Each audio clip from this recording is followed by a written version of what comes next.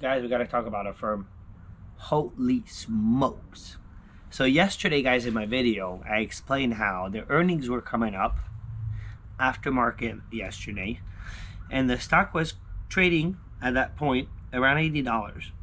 Around $80, guys. It was trading at $80. The earnings started 3 p.m., guys, and it tanked 28%. It tanked 28%, guys, within a half an hour. Between 2 and 3 p.m., it tanked that much. Well, guess what? I told you guys that I was going to try to buy the dip that day, that if it hits under 83 or something, that I was going to try to buy the dip because I thought it was a good idea, and I really believe that Affirm is a good company. Well, by the time I logged back in, it crashed all that. So I started buying in. Guys. My first bought in was around $59. I bought in at $59. When I was looking at it and telling you guys I was going to buy in, it was around $80. I scored it at $59. And guys, this morning, if you look, it tanked another almost 20%, 16% right now. It was lower than that. I actually bought some more, guys. I'm going to show you guys. I bought some more Affirm, guys, around $48.35 this morning. So now my average position on it is at $54. I bought 33 shares. I put $1,600 on it. I'm down 10% for now because I started putting the money yesterday and it kept crashing bad this morning. I really think that, let's look at why. So the earnings happened, guys. Let's look at the earnings report pretty much and a little what's being said. So the big thing is they reported a quarterly loss of 57 cents per share, which the estimation was a loss of 34 cents per share. So not good, but Affirm reported quarterly sales of $361 million, which beat the analyst's estimate of $328 million by 10%. So the quarterly sales went up. They beat the expectation by 10%, which is really, really good. Now, this is a message from the CEO. Firm's strong growth accelerated this quarter, so they're growing more, reflecting the key advantage of our superior technology and commitment to putting people first. We more than doubled gross merchandise volume year over year, which is huge. Over the last 12 months, we have added nearly 7 million active consumers on our network. 7 million new clients this past year, while enabling 168,000 merchant partners. So they are working and are partnered with 168,000 companies out there. Huge. Millions of people see Affirm as a smart way to pay because of our honest journey. No. So what this tells you is, as much as they're still, the quarterly loss was bigger than expected, which that created that big dip.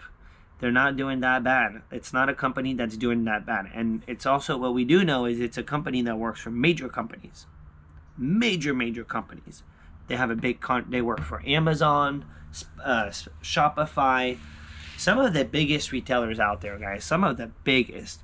And you guys see, like, they work with 168,000 companies. Not just a few. So now I want to look, guys, at ever since Affirm has been out, how it has been evolving. If you look at the past 3 months, we're looking at a 70% drop.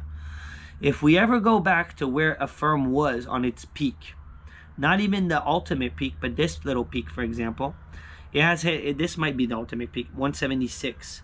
Let's look 50, yes. So 50-week low, 52-week high. The highest that it reached was $176 a share. Lowest was 46.50. So we're at, highest point was $176 a share.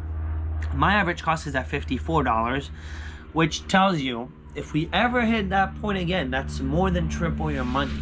More than triple. Almost at this price, almost quadruple. Almost at the current price right now. Now let's look ever since it's been open. So the IPO started at $49. As soon as it came out, guys, Affirm jumped. 90, they hit 137 within the first week of being open. And it hit 146 before dipping back down and then doing this big up around November. But I think Affirm at this price, I think Affirm is a really good company to get into. Right now is a massive dip on it. If you ever plan on getting into Affirm, I would say now's the time to get in it. I mean, yesterday the stock was trading at $80, guys. Yesterday at the time of my video, 24 hours ago. You can now buy it 24 hours later at $48. What a drop. I mean, what a drop. Even the week started, guys. If you take the week graph, which was not already the highest point, because it came back until this massive drop. But still a 22% decline over the week. Even after everything that happened around January 27th and February 3rd, how it all crashed really, really bad. So, and you guys could see January 27th, the very low, it hit 48.19, which tells you that might be the low, 48.19. Yeah. So guys, I got a really good eye on Affirm. I mean, I got more than an eye on it. I put money on it. If it goes below 48.30, I'm gonna put more money on it. Not much, couple $100 more just to average my cost down, because we're probably gonna have to wait for profit on this for a minute. Could be fairly fast, but we're gonna have to wait. I'm thinking at least a week, 2 weeks, maybe a couple weeks. We'll see. We'll see how this whole earning calls needs to get digested. But at some point, such a dip that it's kind of hard not to buy this dip. Past month, 42% down. I mean, whoa. And you see the whole stock market is not crashing. Everything went back. It's not doing whoa today. But if you look, Tilray's up. Tilray's still up. $7. Doing much better than what it was doing. Robinhood, not doing that great, but it's still at $13.70. Much better than the $9 we were close to. Affirm is hitting that low point again. It's the same thing. Affirm is hitting that low point, just like if Robinhood was trading around $11 or $10, pretty much. That's why I really think it's a good buying opportunity. And Robinhood seems to hit resistance around 14, before 14.50. It seems to really hit a resistance and keeps heading down around 13.50 and 14.50. I want to see Robinhood explode. That's what I would like to see. DraftKings looking pretty good. DraftKings at 23.88. Did it hit 24? Yes, 24.60. And then I think yesterday it did the same thing.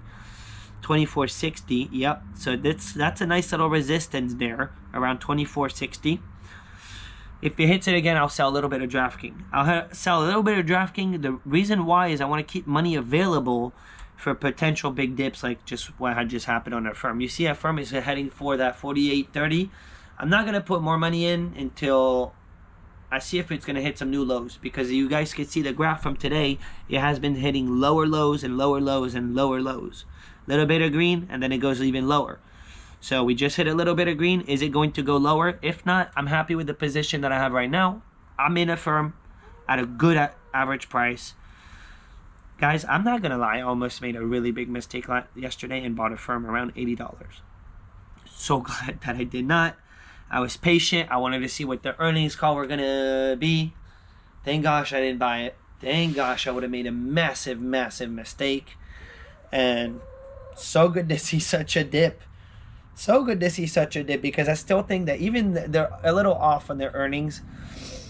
I think it's a great company. They have a great product. You know, at the end of the day, they have a great product, and they work with great companies that will make them successful, that will make sure that they are successful.